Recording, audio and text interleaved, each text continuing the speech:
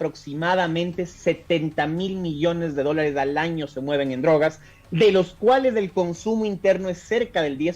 Estamos hablando de cerca de 7,000 millones de dólares en drogas que se quedan en consumo interno en el Ecuador. Y eso evidentemente ha movilizado todos aquellos delitos que son consecuencia precisamente de la producción de droga, del traslado de la droga y evidentemente de todo el mercado internacional. Eso es lo que ha pasado. Hemos estado en una escalada permanente, descubriendo nuevos delitos. Cada día se escuchan más secuestros extorsivos, cada día se escuchan más secuestros de express, que es esta modalidad de que sin haber planificado secuestran a una persona, la sacan, vacían sus cuentas y la dejan en otro lugar. Y eso ha hecho que al final, en cada medición, y ahora sí desde lo político, en cada medición, en cada consulta a la ciudadanía, la primera preocupación que tenga la gente sea la seguridad. Tradicionalmente, como en la mayor parte de nuestros países de Latinoamérica, se hablaba siempre de la pobreza, de la falta de trabajo, evidentemente el desempleo, de la subida de precios de los productos. Hoy por hoy, la principal preocupación, según todas las mediciones serias en este país, es precisamente el tema de la seguridad. Claro. Y es así que, de hecho, en una elección intermedia, que ustedes deben estar también familiarizados, porque hubo una disolución de la Asamblea a inicios del año pasado, claro, y una convocatoria a una elección presidencial y legislativa intermedia que solamente serviría para cumplir el periodo. El primer punto de debate fue la seguridad. Y es así que el presidente Daniel Noboa logra ganar la elección con una diferencia considerable sobre la opción, digamos, de esta izquierda correísta, y fruto de eso empieza a lloverle a él una tempestad de inconvenientes, sobre todo el tema de seguridad. ¿Qué fue lo que pasó el día de ayer? Ayer se tomaron un canal de televisión, yo no tengo un recuerdo de que eso haya pasado. Hoy casualmente lo compartía con uno de mis colaboradores. El último recuerdo que yo tengo de algo parecido es cuando en el Perú, Sendero Luminoso se tomó la embajada del Japón y el presidente Fujimori dijo a matar o morir, y rescató y liberó la embajada del Japón. Ese es mi último recuerdo. Y de verdad. Te reitero, por primera vez desde que regresamos a la democracia en 1979, 78 con el Congreso 79 con el presidente Roldós, hay una unidad incluso en el legislativo. Ayer el presidente de la Asamblea, rodeado de todo el calque del Consejo de Administración Legislativa y de todos los jefes de bancada legislativos y de una serie de legisladores, ratificaron la decisión tomada inicialmente de dar amnistía a policías y militares que en el ejercicio de sus funciones de recuperar el orden interno puedan ser procesados por algún tipo de delito. Eso inicialmente lo que ha hecho es llamar la atención, porque nunca en el Parlamento ecuatoriano, menos en el que se acaba de ir, porque acabamos de tener un Parlamento con el 4% de aceptación y con una producción legislativa ínfima, había pasado. Nunca desde 1978, que regresó el Congreso, y 79, que regresamos con el presidente Roldós, habíamos tenido una unidad nacional tan grande. Y eso, en cambio, versus el primer panorama que te di de que tenemos mucho miedo de salir, de hacer las cosas, da esperanza porque la clase política al final entendió que lejos de las diferencias, de las banderas políticas, lejos de que en febrero ya se convoca o ya se inicia el periodo electoral para la nueva elección presidencial, en este momento tenemos todos que unirnos. Y creo que esa unidad nacional que se va expresando en la clase política, porque hay que reconocerlo, además de la ciudadanía, es absolutamente esperanzador. Siento que la ciudadanía se ha volcado en torno al tema de la seguridad, tratando además de aportar. Mira, hoy me han llegado al menos 10 veces varias cadenas en WhatsApp y en otras redes sociales en donde decían, oye, si tienes un sanduchito, si tienes agüita, si tienes colita y pasan frente a ti militares, bríndales, dales. Esos militares están dejando a sus familias por protegerte. Es momento también nuestro de protegerlos. Y creo que eso es algo que muestra que efectivamente el Ecuador se está unificando, se está uniendo. Yo espero de todo corazón que aquello que se decida en política guarde relación, guarde sintonía con lo que la ciudadanía quiere. Hay un tema que quiero aumentarte adicionalmente, y es que el presidente de la República, Daniel Noboa, ha enviado ya en 2 oportunidades a la Corte Constitucional en esta semana, es decir, en estos últimos días más bien, preguntas de consulta popular. La primera una enfocada mucho en el tema de seguridad y la otra ya más bien con temas profundos de cambios radicales a la Constitución para que sean validadas en su constitucionalidad y puedan ser puestas en conocimiento de la gente. Yo creo que el resultado final de eso va a ser, en primera instancia, darle un mandato popular al presidente Noboa y a la Asamblea de hacer la reforma legislativa que se requiere para entender una nueva lógica, una nueva dinámica criminal. En términos generales, todos los crímenes, no solamente estos derivados, como te dije, del narcotráfico o del terrorismo, sino todos, porque evidentemente el derecho penal y quienes son penalistas me darán la razón, va mutando, va cambiando conforme cambia la sociedad, primero. Y el segundo, además, darle este mandato político de ejercer la labor principal del Estado, que es brindarnos seguridad. Los estados modernos, cuando surgen, cuando dejan esta noción, ¿no es cierto?, de estar bajo el imperio de un rey y pasan a estar al imperio de la ley, se constituyen en mérito de esta obligación del Estado de darnos seguridad. Claro. La primera concepción es darnos seguridad, así que yo siento que, solamente por cerrar esto, esta unidad que hay en el Parlamento, más esta unidad que hay en la ciudadanía, más esta propuesta presidencial de irnos a consulta popular, le va a dar todo el empujón anímico, político y legislativo que tanto el presidente como la Asamblea requieren para empezar a recuperar este país como el remanso de paz que siempre fue. Enseguida vamos a dar pie a las preguntas de la gente, las participaciones de quienes nos siguen. Agradecemos mucho. Pero me gustaría preguntarte tu opinión respecto a un video que se vio en las últimas horas del expresidente Correa, ¿no?, que decía todo nuestro apoyo para este gobierno, etcétera, etcétera. ¿Cómo lo ves tú?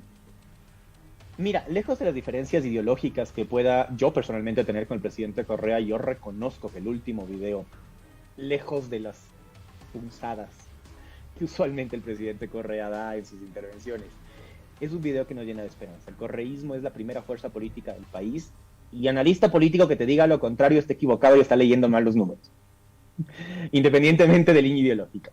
El correísmo es la primera fuerza política del país, ganó la primera vuelta, tiene el bloque legislativo más grande, tiene el número de prefectos, alcaldes y concejales y miembros de juntas parroquiales rurales en el Ecuador, así que es la primera fuerza política. No hay número que pueda contradecir aquello. El respaldo del presidente Correa y el respaldo de la Revolución Ciudadana, que además ayer se ratificó en el legislativo porque el presidente de la Asamblea, el socialcristiano Henry Kronfle, estuvo junto a Kronfle, la primera vicepresidenta, que es correísta.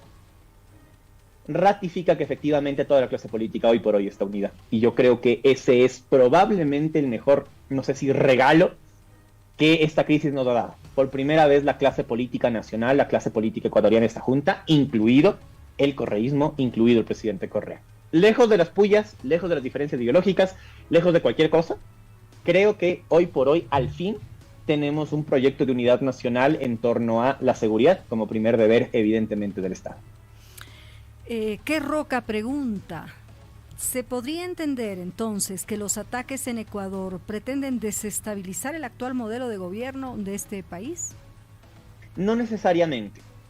Hay algunas opiniones que dicen que sí, que efectivamente, dado que estamos por entrar en un año electoral, podrían estos ataques tratar de posicionar alguna línea ideológica en específico, pero como te acabo de comentar, dado que incluso la Revolución Ciudadana, a través de su máximo referente, el presidente Correa, ha establecido el respaldo al gobierno, me parece que el presidente Noboa no solo que terminará el periodo presidencial, sino que adicionalmente, muy probablemente ganando la consulta popular, tenga este envión anímico, político y legislativo que requiere.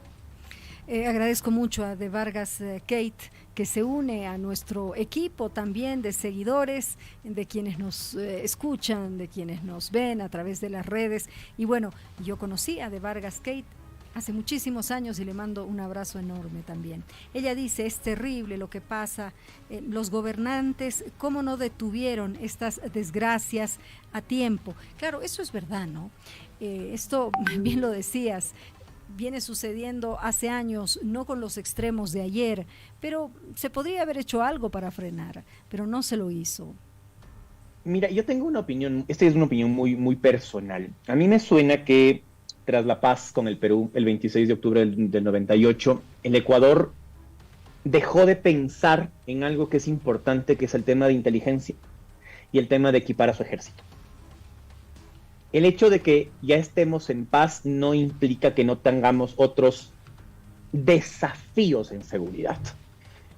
Y yo tengo siempre esta posición de que tú jamás puedes dejar de equipar a tu ejército, de actualizar a tu ejército y además de trabajar con inteligencia. Entonces, a mí me parece que además otra lección que esta crisis nos tiene que dar es precisamente eso. Y tenemos que devolver los ojos a nuestras Fuerzas Armadas, equipar las Fuerzas Armadas, darles cursos de profesionalización a las Fuerzas Armadas y evidentemente también trabajar en inteligencia.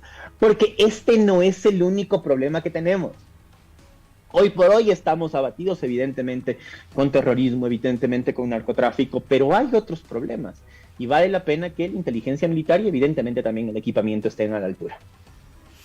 Bien, nos llega participación de la ministra de Seguridad de Argentina, la señora Patricia Bullrich, que ha dicho que efectivamente todo el contingente argentino puede estar. Se ha recibido además del gobierno del presidente Petro la posibilidad de un respaldo a la nación. Consecuentemente siento que efectivamente este criterio del presidente Arce de unirnos como región está llevando a cabo, o que se está llevando a cabo más bien, está siendo bien oído por la región entera, y eso me llena igualmente de esperanza.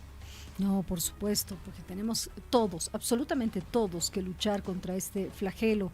Creo que ninguno de nuestros países quiere llegar a vivir lo que se vive en México, ¿no? Indudablemente.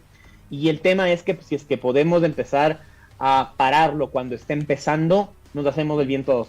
Todos finalmente tenemos o tendríamos esta capacidad de ya ayudarnos, de trabajar juntos, de diseñar una estrategia común, porque te repito, las fronteras son simplemente líneas imaginarias que nos separan como naciones, no como seres humanos, no como personas. Si es que tú cruzas la frontera de Ecuador hacia Colombia, muy probablemente entre Tulcán e Ipiales no hay muchas diferencias. Si es que tú cruzas la frontera hacia el sur, exactamente igual.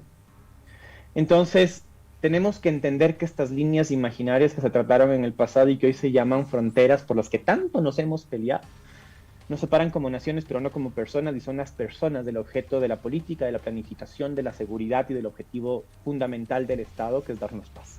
Mira, yo leí una frase que no sé de cuál de los allegados al presidente Noboa, o quizás el mismo presidente Noboa dijo, es que el enemigo de Ecuador no está en la política, que el Estado ya identificó muy bien al enemigo. Sí, y como conversábamos hace un instante, la política se ha unido, ¿no? No, claro. Tú no te imaginas, Casimira y pueblo de Bolivia, lo gratificante que es escuchar que después de que la Asamblea quiso votar un presidente, que el presidente le acabó votando a la Asamblea, de que se gritaban entre ellos, de que se insultaban entre ellos, hoy haya una unidad legislativa diciéndole: presidente Noboa, mándenos el proyecto de ley, hagamos la reforma. De hecho, y lejos, insisto, de las diferencias que podamos tener, la Revolución Ciudadana sacó un comunicado este día lunes diciendo: presidente Noboa, no se preocupe, no haga la consulta popular, aquí está el proyecto de ley con todas sus reformas, aprobémoslo en la Asamblea. Eso hace que la esperanza de la unidad de los políticos trascienda a los ciudadanos, porque si tú tienes una discusión con tu vecino, porque es de otro partido, porque además de eso pasaba en Ecuador y estoy seguro que pasa en Bolivia, ¿no? Que en la mesa uno se peleaba porque iba a votar por uno, por otro. La abuelita le sacaba de la herencia al nieto que era de derecha, y el abuelito le sacaba de la herencia a la nieta que era de la izquierda, se peleaban entre ellos. Hoy que la clase política está junta, que la clase política sale junta, que la clase política hace un empeño junto, la ciudadanía también se está uniendo. Y lo que ha dicho el presidente Noboa es cierto, ya hoy por hoy la bronca no está en la política, la bronca está en otra calle, y en esa calle tenemos que estar juntos todos. No, claro, definitivamente. Hay otra consulta, dice: la protección de algunos gobiernos a los delincuentes, que muchas veces son políticos, policías, militares y otra gente importante, ¿estará contribuyendo a la inseguridad civil? Por ejemplo, esto se ve en México. Hay que purgarlo. El presidente Noboa lo ha dicho, efectivamente se está purgando. Ante su asunción de hecho, hubo un cambio de cúpula policial, hubo un cambio además de cúpula militar, y en mérito de eso nos ha dado la opción, la alternativa de que efectivamente se están ejecutando cambios. Bien, yo te agradezco infinitamente estos minutos con nosotros. No sé si podemos molestarte a lo largo de los próximos días y horas para seguir conversando de lo que sucede en este maravilloso país, tan parecido, como decíamos, en varios aspectos, y ojalá les llegue la paz tan ansiada a nuestros hermanos ecuatorianos. Nosotros desde aquí les mandamos las mejores vibras, y mira, iniciar un nuevo año con estos problemas es terrible. No quiero ni pensar en esas madres que tienen a sus hijos en la policía, en esas madres que tienen a sus hijos con los militares o que son militares, y esas familias que tienen que seguir con su vida normal, pero tienen temor a salir de sus casas. En fin, es una situación muy, muy desesperante, y desde Bolivia nuestra solidaridad y fuerza. Muchísimas gracias, Casimira. Sí, somos tan parecidos que nuestras constituciones dicen que somos plurinacionales. Y creo que esa diferencia, ¿no es cierto? Pero sí, que a la vez nos hace únicos, porque yo siempre digo que nuestra plurinacionalidad y nuestra multietnia nos hace únicos, sea el factor común, sea el factor de unidad. Yo vuelvo a destacar la posición del presidente Arce respecto a que lo entendamos como un problema regional, y además agradezco, aunque no me corresponde a mí, pero sí lo agradezco como ciudadano a todos los gobiernos, independientemente de la línea ideológica que tengan, por haberse sumado a la causa ecuatoriana. Te envío un fortísimo abrazo, no es ninguna molestia, estoy a tus órdenes siempre. Gracias, feliz tarde. Muchas gracias, igual para ti una feliz tarde, un abrazo para todo el pueblo de Bolivia.